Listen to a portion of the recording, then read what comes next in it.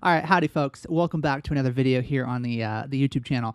Again, apologies for the microphone in frame. I am still in the works to retrieve my my on-camera audio equipment from some friends of mine. So hopefully next week we'll be back to a normal setting where I can just wear a lapel and we'll be fine. But for now, we got a handheld microphone. It is what it is. I feel very official, very much like a newscaster, but we'll see how that goes. Also, I'm monitoring, as you can see behind me.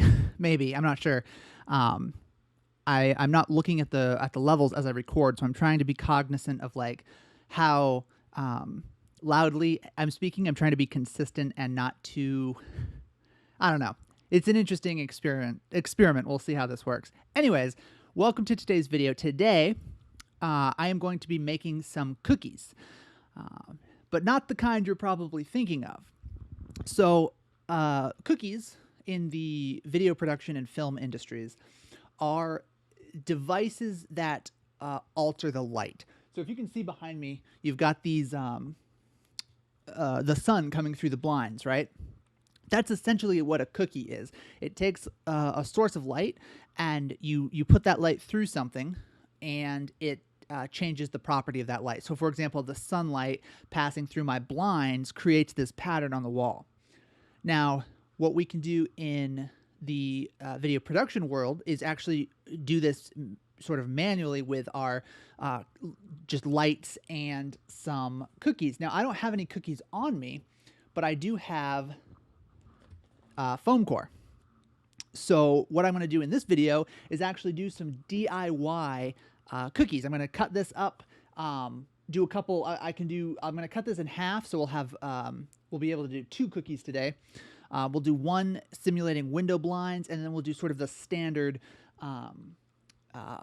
sort of random blobby patterns. And a lot of times you'll see these used in backgrounds on interviews. If it's a really bland environment or like a blank wall that kind of looks, just looks like a blank wall.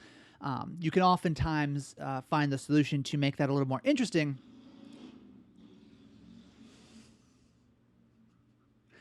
It's hot when windows open. I'm sorry. That's going to happen. But no, you can often find that cookies will help break up boring backgrounds and things like that. So what I thought I would do today is a real quick video, hopefully, and I'll show you how I kind of make cookies, and I'm going to use a blank wall I have out in the living room to kind of show the type of environment you can create with them. So without further ado, all right, so here we are in the crafting section of this video.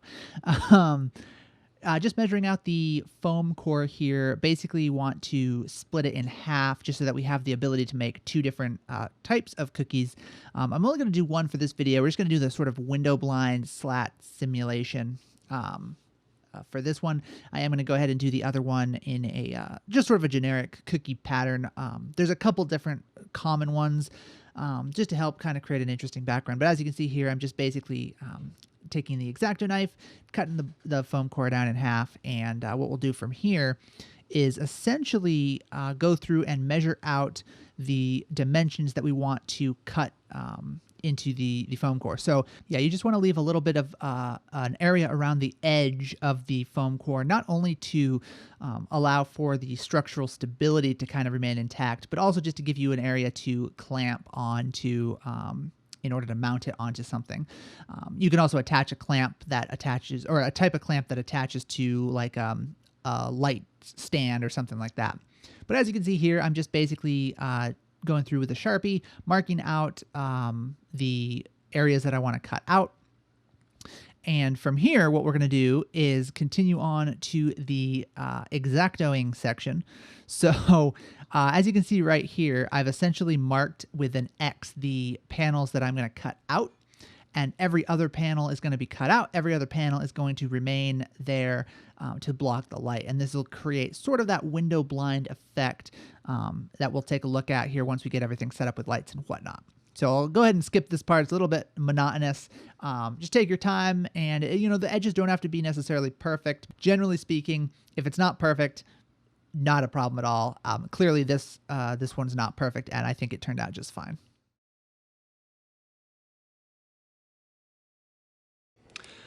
Alrighty, folks, now I welcome you into the insane chaos I have created using this cookie to set up sort of an interview scenario. So let's take a look at what's going on behind me. So first and foremost, let's just take a look. So you can see it's nighttime outside. So I've put together this super basic setup of that there is our camera recording this chair. We have our main key light here, which is lighting our subject. And then we have over here the cookie that we made. As you can see, we've got this setup going on. The industry standard clamp to a chair is supporting this. We've just got it rubber banded on here to this pole hanging down in front of our spotlight. This is a Fresnel light. We've got it CTO'd to daylight, tungsten 3200. And then we have it passing through our cookie to create this pattern here on the wall. And what we are going to end up doing is recording this as our sort of interview setup and take a look at how that looks. So let's do that now. I actually forgot to mention, so there is this one light right here, which is just to help diffuse, reduce the shadow a little bit in this area. That's also gelled to 3200, just to kind of, we don't want to eliminate the shadow because that might look unnatural, but we want to just make it less noticeable so that in the interview, you're not focusing on a really hard shadow. That's the same reason we have diffusion on this key, is just to, again, soften down those shadows and make sure that this all looks very pretty. So anyways, here we go. Alrighty, folks, welcome to the interview. Again, I just want to apologize for the audio quality. I know it's not going to be amazing. This is really just to kind of give you an example of the type of lighting effects you can create using cookies. You don't have to use the straight cuts that I've done on this one. You can do whatever sort of suits your needs, and obviously you can take a whole lot of creativity in implementing these cookies and putting them up on backgrounds. You could do, I've seen actually on a shoot that I did a long time ago, we actually used a tree as a cookie. We shot the light through the tree into the window. We put the light outside, shot it through the tree, through the window into light our subjects, and that's kind of, or light the background rather. The reason that's cool is because you get that natural movement of the tree. You can also grab a branch and just, if you're inside, drape a branch through the scene. That always is an option. Or you can do something basic, like grab a black piece of foam core, cut out some slits, make it look like there's either, maybe it's just a dynamic background. Maybe you want to simulate that it's daytime and you're using this to simulate light coming through blinds, right? Or you could actually use blinds. You could use real blinds and shoot light through those.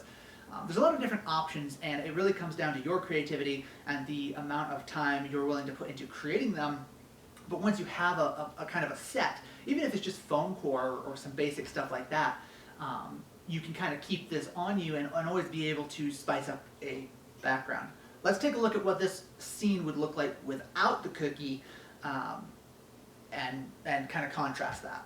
All right, so this is what this scene would look like without the cookie shining on the background here. Now, you could argue that the background, you could still at least light it, so you could have a little bit more light, but it's definitely not as dynamic. Now, if you were, it all depends on what you're doing, right? If you were going to put graphics here, you probably don't need to worry about lighting it because you're going to have graphics, right? But it does help in a lot of cases too, just to spice things up, spruce it up a little bit, make it a little bit more dynamic, more interesting.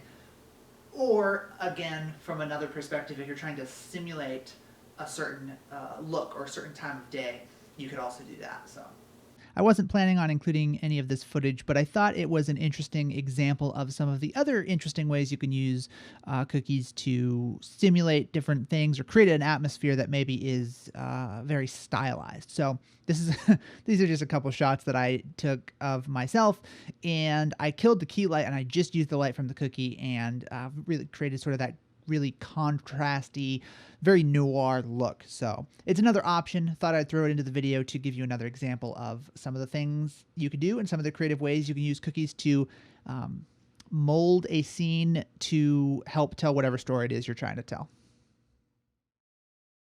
Alrighty, folks. Well, that will do it for today's video. Thank you so much for watching.